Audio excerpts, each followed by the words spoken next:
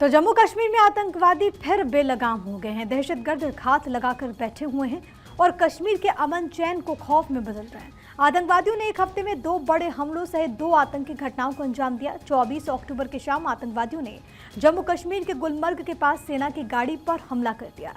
इसमें 3 जवान शहीद हो गए जबकि 2 पोर्टर ने भी अपनी जान गंवा दी। जम्मू कश्मीर में आतंकी हमलों की अगर बात करें तो गुलमर्ग के नागिन इलाके में सेना के वाहन पर हमला होता है। 18 राष्ट्रीय राइफल्स के वाहन पर आतंकी हमले में 2 जवान शहीद हुए, 2 पोर्टर की भी मौत हुई। हमले में 3 से ज्यादा दहशतगर्द शामिल थे। इलाके में सुरक्षा बलों का सर्च ऑपरेशन चल रहा है। पाकिस्तानी आतंकवादियों ने उत्तरी कश्मीर के बारामूला जिले के बूटा पत्थरी क्षेत्र के घने जंगलों से जब सेना का वाहन निकल रहा था, रात के अंधेरे में कायरों की भांति सेना के वाहन पर इन कायर आतंकवादियों ने हमला किया। ये बुज़दिल पाकिस्तानी आतंकवादी भारतीय सेना के जांबाज वीरों का आमना सामना तो कर नहीं सकते। रात के अंधेरे में छिपकर इन कायर आतंकवादियों ने सेना के वाहन को निशाना बनाया है, जिसमें 4 जवान जो है जख्मी बताए जाते हैं। एक सिविलियन पोर्टर जो है वो शहीद हुआ है। ये बहुत ही कंडेमनेबल बात है, इसकी सख्त मजम्मत करते हैं और बहुत ही दर्दनाक है, खतरनाक है। जिस तरह के आतंकवादियों के मंसूबे हैं, इनको नाकाम करना पड़ेगा और हम केंद्र सरकार और यूटी की सरकार को कहेंगे कि इफ़ेक्टिव स्ट्रेटजी जो है और बने। हमारी फोर्सेस जो है वो डट के लड़ रही हैं, लेकिन इस तरह के हमले एक शरारत है और चुनौती है, जिसके खिलाफ मुकम्मल जो है वो एक स्ट्रेटजी बननी चाहिए। यूनिफाइड कमांड की मीटिंग हुई, मुझे लगता है कि चीफ मिनिस्टर साहब को भी इसमें बिठा करके इन चीज़ों का संज्ञान लेकर के सख्त और सिक्योरिटी नेटवर्क को मजबूत किया जाना चाहिए। इस तरह की वारदातें नाकाबिले बर्दाश्त हैं।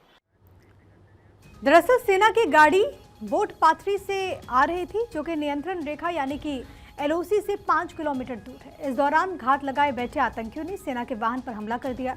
बताया जा रहा है कि हमले में 3 आतंकवादी शामिल थे। फिलहाल पूरे इलाके में सेना का सर्च ऑपरेशन जारी है। इस हमले की जिम्मेदारी जैश से जुड़े आतंकी संगठन PAFF ने ली है। जम्मू कश्मीर में बीते 1 हफ्ते से आतंकी वारदात बढ़ गए हैं। जरा देखिए कि पिछले 1 हफ्ते में आतंकियों ने किस तरीके से वारदातों को अंजाम दिया।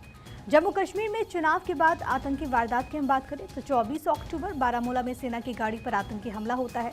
इसमें 3 जवान शहीद हो गए, 1 जख्मी। हमले में 2 पोर्टर की भी मौत हुई। 24 अक्टूबर पुलवामा में गैर कश्मीरी को गोली मारी गई। 20 अक्टूबर गांदरबल में आतंकी हमला हुआ, 6 लोगों की गोली मारकर हत्या कर दी गई। 18 अक्टूबर शोपियां में टारगेट किलिंग का मामला सामने आया, एक मजदूर की मौत हो गई। जम्मू कश्मीर में 2020 के बाद से TRF टारगेट किलिंग की ज्यादातर घटनाओं में शामिल रहा। यह कश्मीरी पंडितों, प्रवासी कामगारों, सरकारी अफसरों, नेताओं और सिक्योरिटी फोर्सेस को निशाना बनाता है। 370 हटने के बाद सरकारी योजनाओं, कश्मीरी पंडितों के पुनर्वास की योजनाओं पर पानी फेरना और अस्थिरता फैलाना इसका मकसद है। इससे सरकार या पुलिस में काम करने वाले उन स्थानीय मुसलमानों को निशाना बनाया जिन्हें वो भारत का करीबी मानता है। जम्मू कश्मीर में आतंकियों के निशाने पर कौन कौन, ये भी आपको एक बार फिर से हम ग्राफिक्स के जरिए समझा देते हैं। गैर मुसलमान, खासतौर पर कश्मीरी पंडित, BJP के कार्यकर्ता, स्थानीय निकाय में चुने गए लोग, पुलिस के जवान और अधिकारी, दूसरे राज्यों से कश्मीर आने वाले लोग। जम्मू कश्मीर से अनुच्छेद 370 हटने के बाद TRF एक्टिव हो गया है। TRF टारगेट किलिंग को अंजाम देता आया है और इससे आतंकवादी संगठन घोषित किया गया। भारतीय अधिकारियों का कहना है कि TRF को पाकिस्तानी आतंकवादी संगठन लश्कर ने बनाया। ये लश्कर और जैश के कैडेट को मिलाकर बनाया गया। ये संगठन कश्मीरियों, कश्मीरी पंडितों और हिंदुओं की हत्या की कई घटनाओं में शामिल है। 2019 में जम्मू कश्मीर से धारा 370 हटाए जाने के बाद TRF ज्यादा एक्टिव हो गया। हमलों की जिम्मेदारी लश्कर नहीं बल्कि TRF लेता है। क्यों बौखला रहा है TRF, अब ये भी एक सवाल है। तो TRF का चीफ शेख सज्जाद है। ये लश्कर तैयबा का संगठन द रेजिस्टेंस फ्रंट है। 370 हटने के बाद TRF एक्टिव है। TRF ने पिछले 1.5 साल में अपनी स्ट्रैटेजी बदली।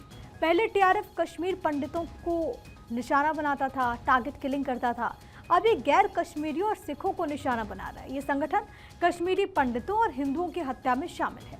लगातार हो रहे आतंकी हमलों को देखते हुए सुरक्षा बल भी अलर्ट है। जम्मू कश्मीर के राजभवन में हाई लेवल मीटिंग हुई। इसमें north wing commander, Jammu Kashmir DGP, core commander और खुफिया एजेंसीज के अधिकारी शामिल हैं। आतंकी घटनाओं से निपटने की रणनीति पर इनकी तरफ से चर्चा हुई।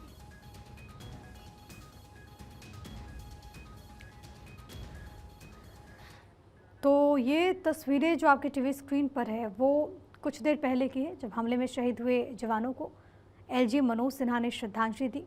एक बड़ी घटना और इसी को लेकर के लगातार कदम उठाने की बात, लेकिन इन सब के बीच परिवार शोकाकुल है, लेकिन गर्व की अनुभूति भी कि देश के लिए लाल शहीद हुआ। इसी क्रम में एलजी मनोज सिन्हा आपको इन तस्वीरों में नजर आएंगे, श्रद्धा सुमन अर्पित करते हुए सलामी यहाँ पर दी जा रही है। कुछ देर पहले की तस्वीर है जब एलजी मनोज सिन्हा यहाँ पर पहुँचते हैं, उन्होंने शहीदों को नमन किया। लेकिन ये घटना और इसके बाद आक्रोश, गुस्सा देखने को मिल रहा है और हर तरफ से यही आवाज़ कि इस हिमाकत की सज़ा आतंकियों को, पाकिस्तान को मिले। ये तस्वीरें लगातार आप तक पहुंचाते हुए एलओसी के पास ये अटैक हुआ और अभी तक जो जानकारी सामने आई है उसके बाद पूरे इलाके को कॉर्डन ऑफ कर दिया गया।